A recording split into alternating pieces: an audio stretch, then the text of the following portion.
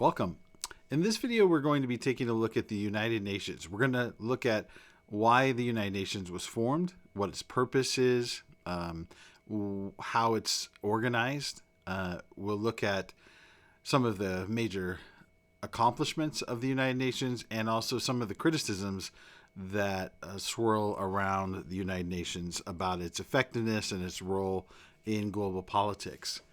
To understand the United Nations, you have to first look at what came before the United Nations, which is the League of Nations. So the League of Nations was established in 1920, right after World War I, and it presented sort of the first global attempt at some type of collective security. So the idea was that a group of nations would band together and they would become more secure by supporting one another, with the idea that if one of them was attacked, that all of the other members of that League of Nations would then respond collectively to any kind of aggression. And the thought was that the threat of this sort of collective response to any kind of aggression would actually persuade other nations who might not be part of that league to then not make any kind of aggressive moves, to not threaten other nations and so on. So it really was motivated by a desire to establish greater peace, and to probably, I think everyone was involved was wanting to avoid something like World War I ever happening again. So there were some flaws, though, in the first attempt, at least here in the League of Nations, to establish that kind of collective representation. And it was, really doomed for failure, most notably because the United States, despite having been involved in sort of the efforts to organize the League of Nations. In fact, President Woodrow Wilson was one of the main kind of architects of the League of Nations. But the United States ended up never joining that League of Nations because they were concerned with some domestic political opposition to it. And so Woodrow Wilson was involved in the forming of the League of Nations, but then resisted joining up with the League once it was formed. So it was really not a very successful first effort. So without having America as part of that team effort, the League really lacked some of the necessary enforcement power that would be necessary for the League to successfully persuade other nations to not be aggressors.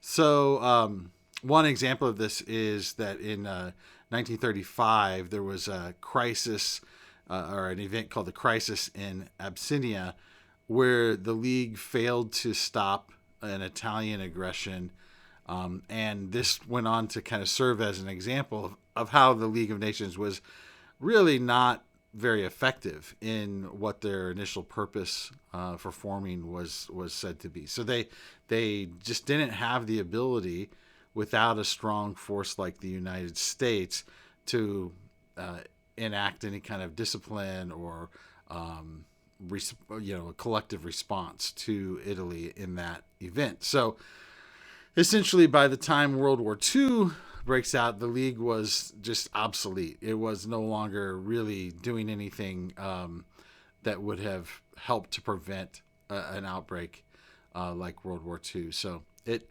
eventually would lead to kind of a blueprint for the United Nations, but in and of itself, the League of Nations was sort of a failure, at least in terms of its own effectiveness.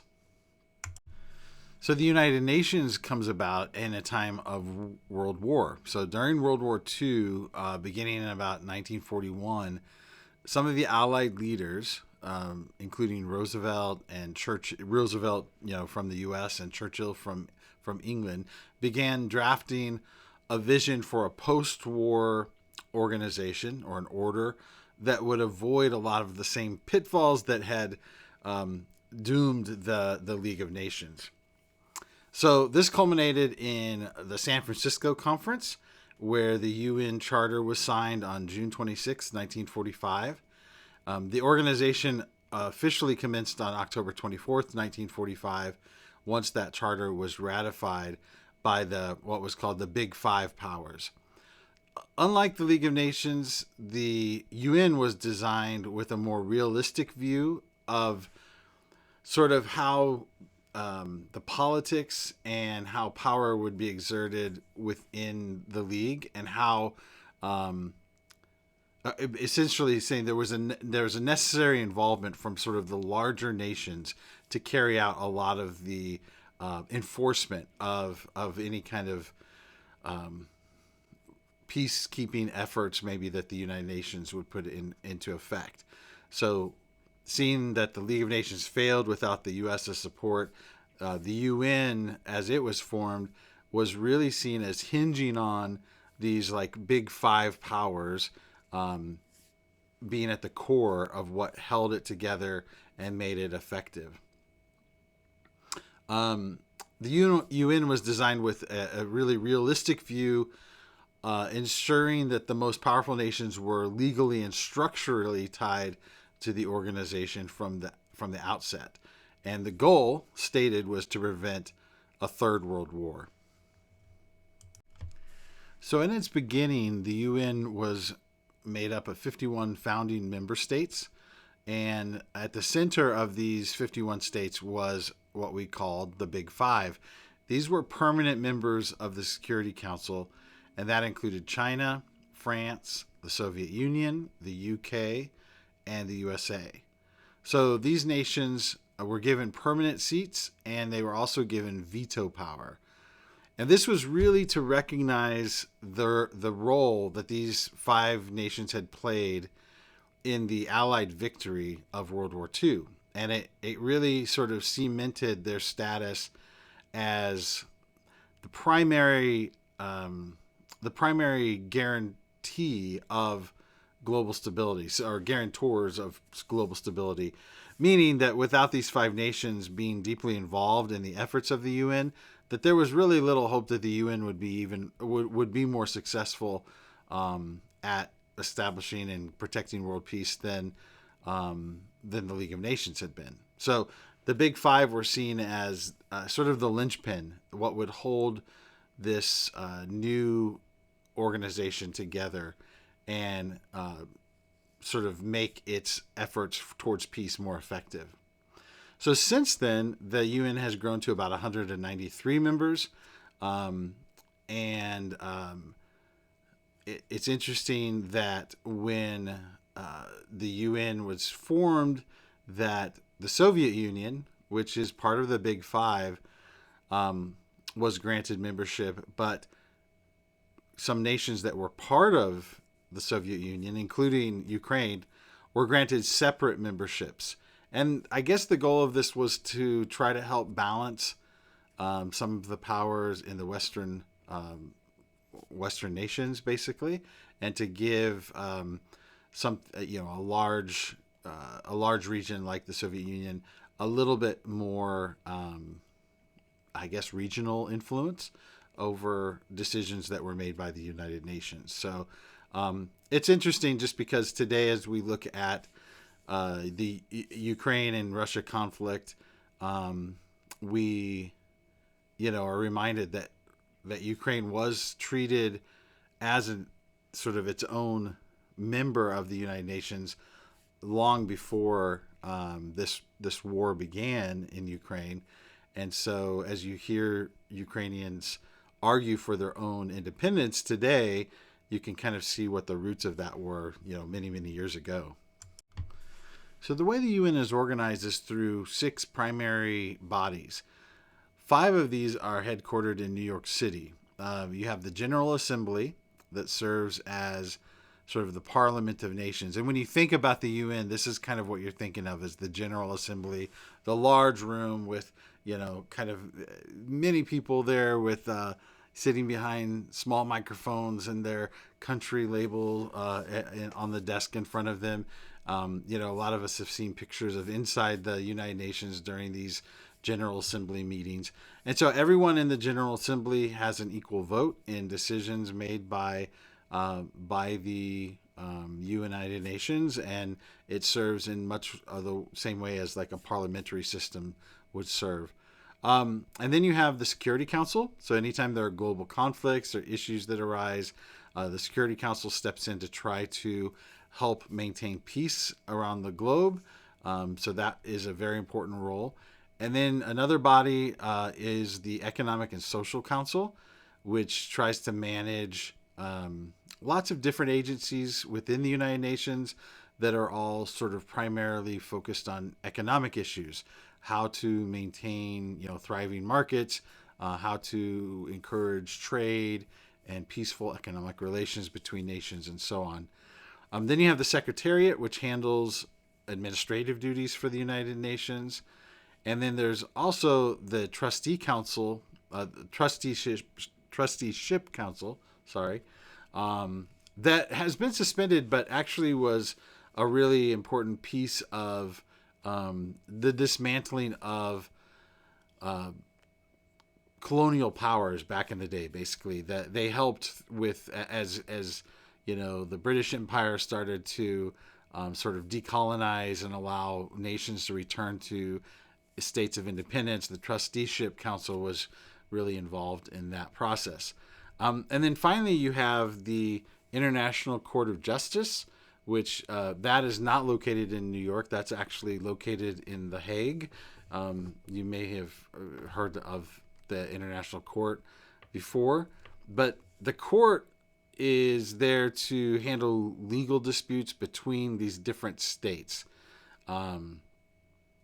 So if you're a member state of the UN and you have a disagreement for any number of reasons with another state member, then the International Court of Justice will step in and try to help manage and delegate some kind of a result or outcome for that. So this kind of division into these different bodies of specialization allows the UN to address everything from topics like nuclear proliferation to the preservation of cultural heritage and so on. So the United Nations has lots of different interests, lots of areas of, where they try to influence these member states for the better to establish and maintain world peace. And it's quite a complex system, and but has been really successful in at least accomplishing some of that kind of global peace, which we'll look at soon. So there are things that the UN has accomplished that we could look at and think of as pretty big successes, mostly in the realm of humanitarian and developmental achievements. So since 1948, the UN has deployed over 70 peacekeeping missions to help out and to help stabilize conflict zones around the world. So anytime there might be conflict between member states or otherwise, then the UN can deploy troops that would then go and help to maintain peace and order in those regions. They've had some achievements in the realm of public health. One of the biggest examples of this is the World Health Organization, which has helped to eradicate the disease of smallpox, which is the first and only human disease to ever be eliminated through a global effort. In 1948, the UN issued the Universal Declaration of Human Rights, which remains a really important document. It's been translated into languages all around the world, and it presents a legal framework for liberty and freedoms and personal rights that has really inspired a lot of different countries to write constitutions that protect those liberties and rights within their own nations. So now in 2026, as I record this, the UN continues to work through lots of sustainability developmental goals, whether that be environmental or economic. And they have a stated goal of eliminating extreme poverty by the year 2030. Now, we're only a few years away from that, depending on when you might hear this lecture. But yeah, 2030 should be, from the UN's perspective, the end of extreme poverty. Now, that's a wonderful goal to have. Whether that's achievable or not, we'll wait and see. But at least they do have a stated goal. So, when we talk about achievements of the UN, it can sometimes lead us into some skepticism, because it does seem as if at times the UN's hands are tied. There's a lot of talk, when the UN General Assembly meets. You hear a lot of talk and see a lot of headlines about criticisms of global conflict. And sometimes it's hard to see where they're really taking action. But if we look back over the course of the history of the United Nations, I think we really can see that they have accomplished some things that are truly admirable, that have benefited the global community. And so for those reasons, I do think that it's been a worthwhile effort. And I think that we can say that on the whole, that the United Nations has been quite a success. Of course, though, as would be with any intergovernmental organization, there are criticisms. Right? The UN has had successes, but it also faces a lot of criticism regarding its efficiency and moral authority. One of the main points of contention is the Security Council veto, which critics argue allows the big five countries. Remember, that would be China, the Soviet Union, the UK, France, and the USA. That veto power allows for those countries to basically push forward their own interest, and to not necessarily concern themselves necessarily with what maybe some of the smaller member states have as concerns. So the big five, because they have that veto power, it sometimes paralyzes the UN during a crisis where the UN knows that something should be done, and yet they know that one of the big five might step in to veto any decisions that are made.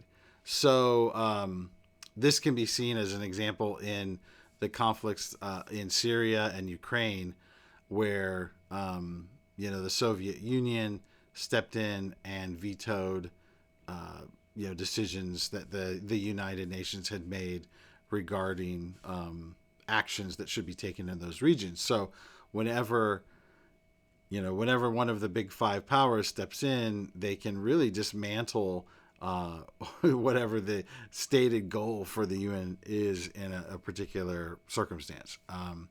They can stop it in its tracks, essentially. Also, the UN has been haunted by historic failures for intervention. So one really important example of this is in the 1994 Rwandan genocide, where UN peacekeepers were present but unable to stop mass murder, mass genocide in Rwanda.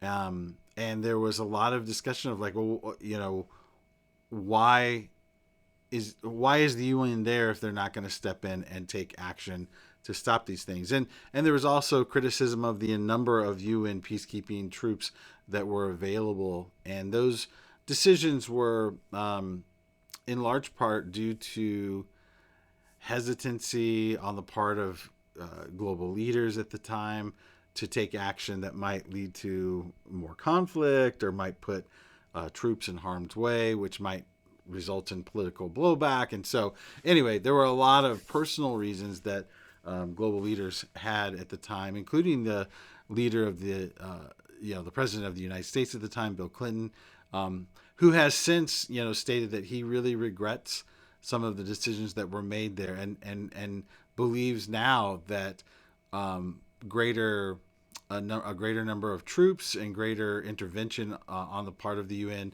would probably have saved many lives in Rwanda if more action had been taken. So it's a valid criticism.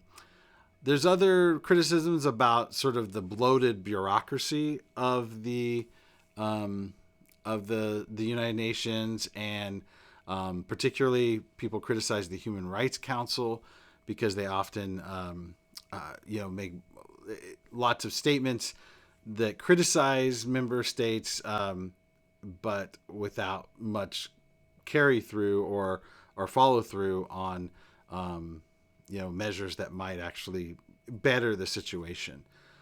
So I think all of these are these criticisms are important for us to take into consideration, because the UN is probably more recognized as sort of one of the most important intergovernmental organizations, or the most important international or intergovernmental organization, and so it's. I think it's fair for us to both celebrate the successes and to legitimately discuss the failures of the United Nations to see how it could be improved going forward, and maybe how the role of the United Nations might change in the future to continue to support a more peaceful and prosperous world.